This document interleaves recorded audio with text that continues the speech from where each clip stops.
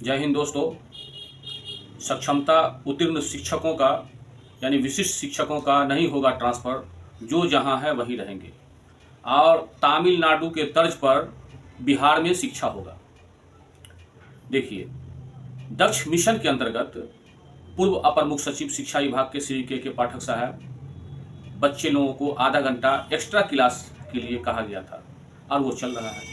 तो यहाँ के शिक्षक लोग कुछ माने विरोध तो नहीं किए, लेकिन थोड़ा अंदरूनी विरोध प्रतीत हुआ। देखिए, दक्ष मिशन जो है तमिलनाडु में भी है आधा घंटा, और तमिलनाडु जो बच्चे कमज़ोर हैं वह बच्चे को मजबूत करने के लिए, स्ट्रांग करने के लिए एजुकेशन में उसको आधा घंटा तक रोक करके, और पूरे जो क्लास के शिक्षक हैं 7-8 करके, जो कमज़ोर विद्यार्थी हैं, कमज़ोर स्टूडेंट हैं, उसको मजबूत स्ट्रांग करने के लिए वो आधा घंटा का क्लास रखा गया, वो अभी भी चल रहा है। तो ये तमिलनाडु का ही तर्ज श्री के पाठक साहब लाए थे। चूँकि 2023 में अप्रैल में के पाठक साहब वहाँ गए थे तमिलनाडु, और यह 2023 में दिसंबर में यहाँ का अधिकारी, यहाँ का IAS और पदाधिकारी अधिकारी 40 लोग गए थे टीम बना करके, और वहाँ से जो है जैसे शिक्षा होता है वहाँ का वो मॉडल लाए थे, तमिलनाडु का मॉडल। तो वहाँ मॉडल ऐसा है कि आपको यहाँ तो 5 बजते बजते शिक्षक कचमच करने लगते हैं, वहाँ का मॉडल आ रहा है आप तैयार हो जाइए, आपको स्कूल में 8 बजे रात तक भी रहना पड़ सकता है। इसीलिए ना डॉक्टर S सिद्धार्थ साहब भी तमिलनाडु का मॉडल लाना चाहते हैं, क्योंकि डॉक्टर S सिद्धार्थ साहब एजुकेशन को दुरुस्त बनाना चाहते हैं, और विशिष्ट शिक्षकों का जो काउंसलिंग हो रहा है, जो भी प्रॉब्लम आ रहा है, वो प्रॉब्लम से घबराने की बात नहीं है। क्योंकि जब आप एक नंबर हैं, आपका सर्टिफिकेट यूनिवर्सिटी से, इंटरमीडिएट काउंसिल से ठीक है, तो घबराने की बात नहीं, वो अलग मुद्दा है। लेकिन तमिलनाडु के मॉडल के लिए आप लोग तैयार हो जाइए, और आप बच्चे को सही से शिक्षा ग्रहण कीजिए। चूँकि सरकार देख रहा है कि इधर कंपटीशन में IAS हो या IPS हो या इंजीनियरिंग लाइन में हो, सबसे ज़्यादा तमिलनाडु का लोग ही कंप्लीट करता है। हालांकि हमारे बिहार में भी कम नहीं है, यहाँ भी हिंदुस्तान में IAS और IPS बहुत कंप्लीट किए हैं। लेकिन है क्या कि यहाँ, माफ़ कीजिएगा हमारे शिक्षक भाई बहन, मैं जो देख रहा हूँ, जहाँ भी हो जातिवाद, अगर भेदभाव अगर हो, हिंदू मुसलमान का मामला हो, अपर कास्ट और लोअर कास्ट का मामला हो, और भेदभाव हो, वह जगह डेवलप नहीं कर सकता है। जिसमें एजुकेशन आ गया वो इक्वल हो गया। अगर अपर कास्ट में भी अनपढ़ है तो निम्न दर्जे का है, और लोअर कास्ट में भी अगर पढ़ा लिखा है तो इक्वल है। ये सब नहीं लाना चाहिए। हालांकि यहाँ जातिवाद हिंदू मुस्लिम इतना हो गया, इतना ज़्यादा हो गया कि नहीं होना चाहिए।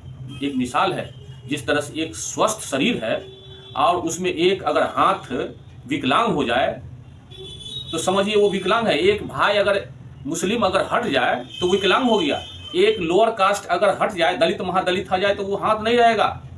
इसलिए सबको मिल करके भेदभाव समाप्त करके बिहार के बच्चे को पढ़ाने की आवश्यकता है।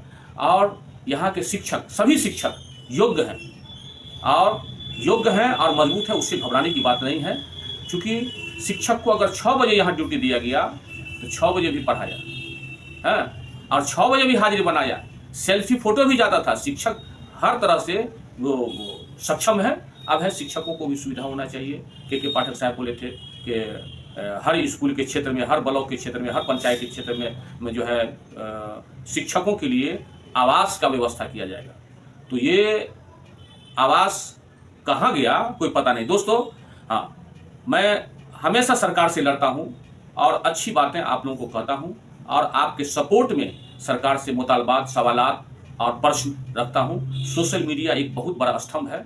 आप जो भाई हमारे इस रायन फैमिली चैनल को सब्सक्राइब नहीं किए हैं, वो जरूर सब्सक्राइब कीजिए, क्योंकि आपके छोटा सा सब्सक्राइब कर देने से ये चैनल मजबूत होगा, और जितना ज़्यादा मजबूत होगा आपका, उतना ज़्यादा मैं बात रखूँगा। ये सभी का है। और आपको जो भी प्रॉब्लम हो, आप हमारे कमेंट बॉक्स में ज़रूर लिखिए, मैं आपके बातों को जरूर उठाऊँगा। और हमारे इस चैनल को बेफिक्र 1 सेकंड के लिए आप सब्सक्राइब जरूर कर दीजिए। हाँ दोस्तों, तो मैं कह रहा था कि बिहार में भी जो तमिलनाडु मॉडल होगा।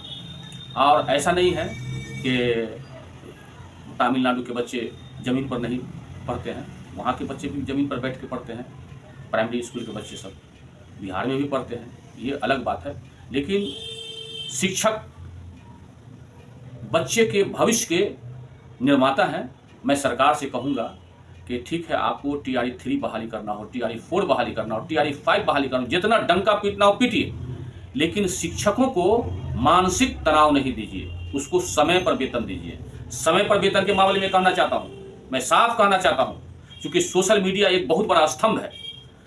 बिहार पुलिस को 30 तारीख को पेमेंट हो जाता है, यानी पुलिस डिपार्टमेंट को 30 तारीख 31 तारीख लेटेस्ट 1-2 को पेमेंट होना है निश्चित। मैं भी बिहार विधानसभा सचिवालय में एम्प्लॉय था, तो वहां भी व्यवस्था था 30 तारीख 31 तारीख 1 को पेमेंट हो जाता था।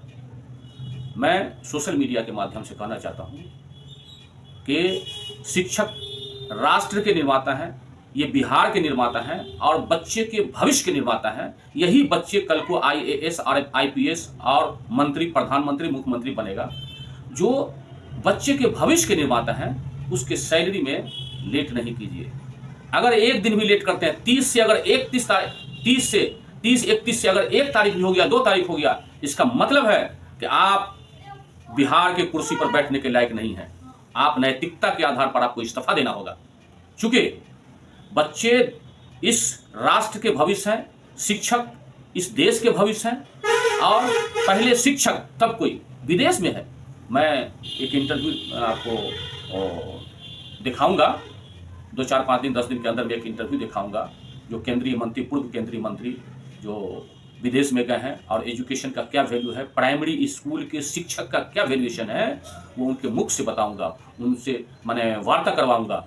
चूँकि उनसे मुझे मालूम हुआ है, वो है मंत्री जनाब मोहम्मद अली अशरफ फातमी साहब हैं, और वो जो है केंद्रीय मंत्री रह चुके हैं एजुकेशन डिपार्टमेंट में। मैं उनसे सुना हूँ कि एजुकेशन में जो प्राइमरी स्कूल का शिक्षक है, उसको सबसे ज़्यादा अधिक वेतन है। और यहाँ सक्षमता परीक्षा के नाम पर लेकर के, विशिष्ट शिक्षा के नाम पर लेकर के ओरिजिनल सर्टिफिकेट को भी अमान्य पदाधिकारी करते हैं। वैसे पदाधिकारी को मैं ये कहना चाहता हूँ कि मैं फिर कहना चाहता हूँ कि टाइपिंग मिस्टेक होता है, स्पेलिंग मिस्टेक होता है। टाइपिस्ट जो होता है वो बहुत बड़ा विद्वान नहीं पढ़ा लिखा होता है, वो बेचारा अपने रोजी रोटी के लिए मतलब जो है बेरोजगारी में वो सीख जाता है और टाइप करता है, टाइपिंग मिस्टेक होता है।